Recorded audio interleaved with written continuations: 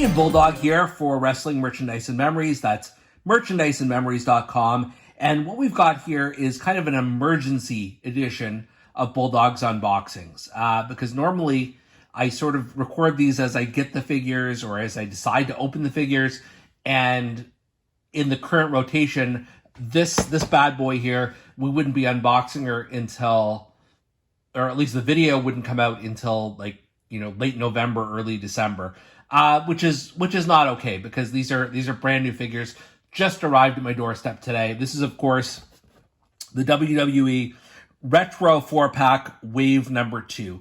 I am a massive fan of the Hasbro and Retro figures, as you know, if you've been paying any attention to this website. I have all of the Retro figures, and these are obviously the latest ones that have come out from Mattel as a special 4-pack. And you'll see who we've got here on the back here. So the packaging, just like the previous Retro series, is just absolutely perfect. And we're gonna look at these one at a time. And I don't want to break the package, so just bear with me here for a second. Okay, we're gonna crack these open and let's see who, just at random, who we get first. And it is, all right, Nikolai Volkov. So first of all, major props to WWE or Mattel rather, for doing the proper old school Hasbro packaging as they've been doing throughout this Retro series.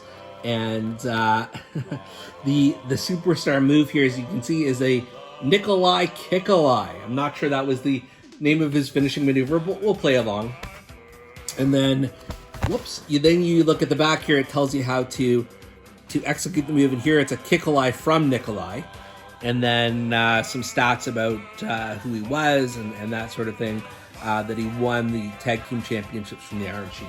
So let's crack this open, see what we've got. I'm very excited. This is the Retro that I didn't know I ever needed. But of course, want it badly, as we just pay no disregard to the packaging itself at this point. All right. So, I'm going to get his leg in place there. So, not a bad figure. I wonder if the hat comes loose. It does not appear to, so I'm not going to try and force it. But this is the face scan is not bad. Not the best Nikolai Volkov I've ever seen, but it's not bad. The hat, as I mentioned, is permanently affixed to his head. Very basic. He's hard to pose, but very basic red trunks with the blue highlights here, and of course the patented Kikolai from Nikolai. Look at that! I'm sure he put away many opponents in the day with that famous Kikolai. The next figure in this 4-pack box is Bret the Hitman Hart, and now there were one or two Hasbro figures of Bret. This is his first Retro, and what I really like is it's different. This is when he is, purely a heel tag team. He's got a little bit more, I don't know, like baby fat on him, but also the outfit is slightly different than the Hitman figure we know and love.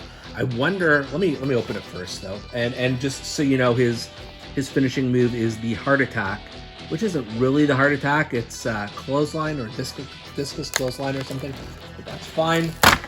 All right, this one came off clean, and you'll see here, it's a good likeness of Bret, certainly from back in those days.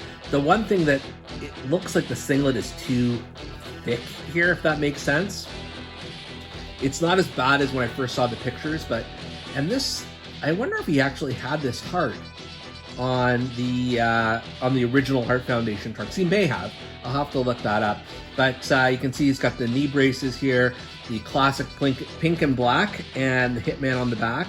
So I'm not sure exactly when in the Hart Foundation's reign of terror this would have been from. And of course, he's got his Heart Attack / clothesline move, which we've seen from some of the Retros. It's not bad. It's not bad. It's not my favorite Bret Hart. It's not my favorite Retro, but it'll do. I like that we've got it. Up next in this Retro 4-pack Wave 2, we've got the Mouth of the South, Jimmy Hart. And here's, I mean, somebody who fits in perfectly with the Hasbro figures in that time period. Looks a little big to me, but we'll take a look once we pop them open. And his superstar move is, of course, the megaphone mash. As you can see here, you can hit the megaphone on somebody. Okay, so let's crack this one open.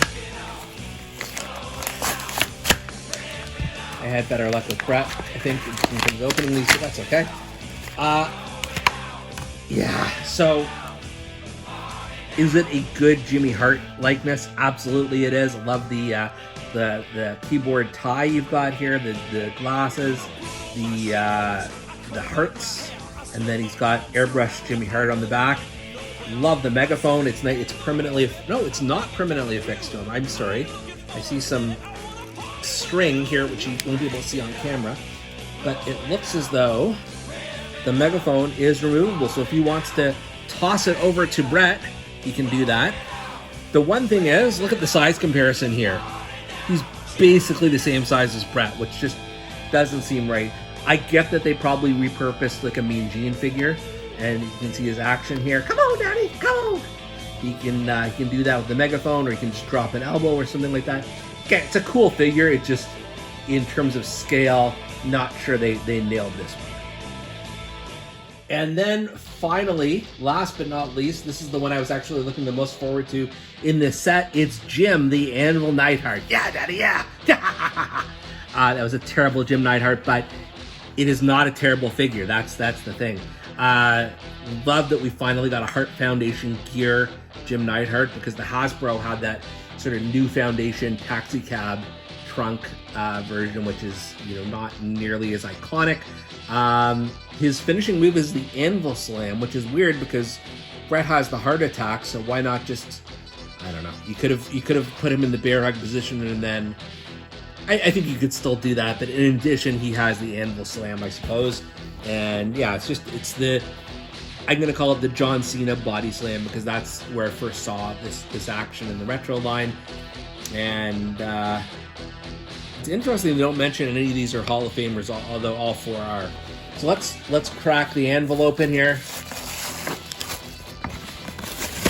Not having a lot of luck on these openings here. Like, you hope to get kind of a clean sweep in terms of the cardboard, but whatever. It's not like I'm keeping these cards. Yeah, this is, talk about anvil. This is pretty awesome. I really like this. Love the cartoonish look on his face, which is very, very authentic. He's got the glasses like Bret does.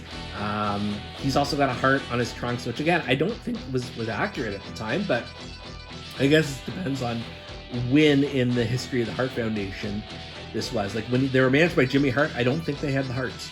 And then on the back, he's got the anvil. He's got the anvil symbol on his boots, and then he can do his world famous anvil slam, I guess. Let's try and show that off. So you take one to the side, and there you go. You know, full point. I'm so glad I've got this one now, because, like I said, the previous anvil is not exactly what you want in a Jim Neidhart. This is it. Overall here, there's lots to love about this set. Like I said, you know, you've got the original Hart Foundation. Maybe a few things I would have changed, but you know, with the Colonel in their corner, the larger than proportionate Colonel Jimmy Hart here in their corner, that's you know, it's a powerful trio. And then you got Nikolai in his Kikolai, but he's an original sort of rock and wrestling era star, so I think he kind of belongs in this set. I love it. I'm so glad that they're continuing to make retros, and I've got to figure out how to fit these four on my shelf now, because I'm almost out of room. But for Bulldog's Unboxings, thank you for watching this emergency edition, and check out merchandiseandmemories.com for way more about wrestling merchandise and memories.